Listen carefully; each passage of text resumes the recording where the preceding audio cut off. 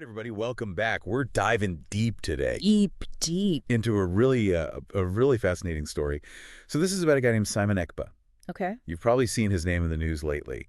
He's been in the headlines because of his connection to, well, it gets complicated. IPOB, that's the Indigenous People of Biafra. Yeah, I've heard of them. They're a band group, right, in Nigeria. And Ekpa, he's been a vocal supporter, to say the least. Anyway, we're going to get into all that. We've got an article here, All right. hot off the press, from iBrand TV.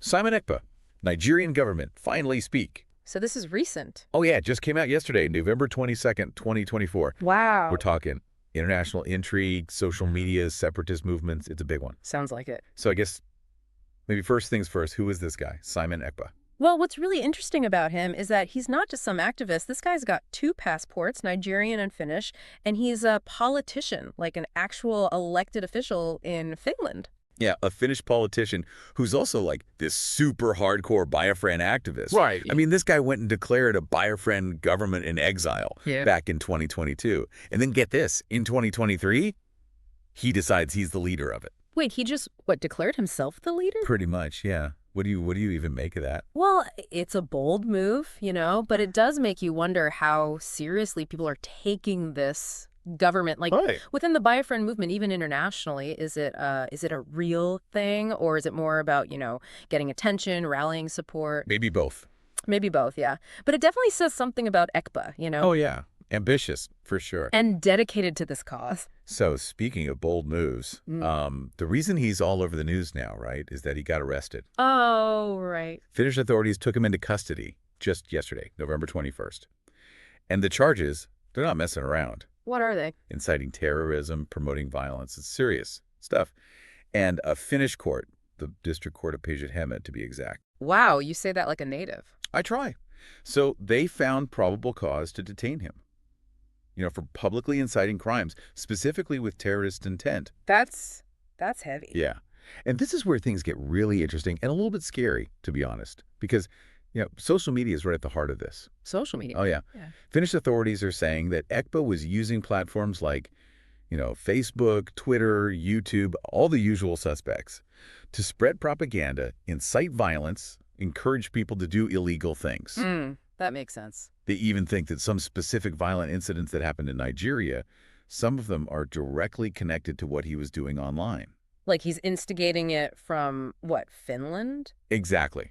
Yeah. Imagine trying to prove that, right? Like a direct link between some guy's posts and people's actions thousands of miles away. That's got to be a nightmare for investigators. Yeah, no kidding. So what kind of stuff was he posting, I wonder? I don't know. The article doesn't give us the specifics. But it does say that, Finnish investigators had been keeping an eye on him for a while. So they had him on their radar. They must have been building a case. Yeah. Right. Yeah. It makes you think, what we say online, it can have real-world consequences. And they can be pretty terrifying. It's a reminder for all of us, I guess, to be mindful of what we share. Absolutely. Mhm. So what about Nigeria? How did they react to Ekpa's arrest? Well, the article says that Nigeria's Ministry of Foreign Affairs confirmed the arrest, and they made a point of saying they'd been pushing Finland to do something about Ekpa for a while. Putting on the pressure. Yeah, they were arguing that he was destabilizing things in southeast Nigeria, where there's already a lot of tension. Destabilizing. That's an interesting word. I mean, what does that even mean exactly? Well, it's kind of a vague term, right? It could mean a lot of things. Yeah. Inciting violence, spreading misinformation, undermining the government. So how did Finland interpret it, you think? I mean, what was the tipping point for them to actually step in and arrest him? That's a good question. It seems like they must have seen enough evidence to believe that Ekpa's activities, even though they were online and from another country, were a serious enough threat. Threat to national security, maybe. Possibly. Or maybe to public order. It's a tough call, right? Trying to balance freedom of speech with preventing harm. Yeah. That's a whole other conversation. Absolutely. But it's an important one. For sure. So where did things go from here? Well, the article just says that the Ministry of Foreign Affairs in Nigeria is keeping a close eye on things. They'll be providing updates as the legal process plays out. So we'll have to wait and see. Exactly. But this is definitely a story to follow. I mean, it raises some really big questions about international relations, especially in this digital age where things are so interconnected. It's like the world's getting smaller. Right.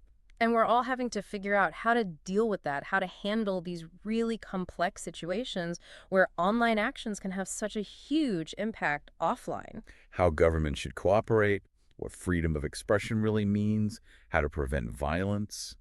Big stuff. And for us regular folks, it's a reminder to think about our own online behavior. I mean, what we say and share can have ripple effects, right? We might not be inciting terrorism, but we all have a responsibility to use social media responsibly. Couldn't have said it better myself. Well, that's what I'm here for. All right, everyone, thanks for tuning in to another deep dive. Be sure to check back for updates on this developing story. It's one that's likely to have implications for all of us, online and off. And until next time, stay informed, stay engaged, and stay curious. And stay safe online.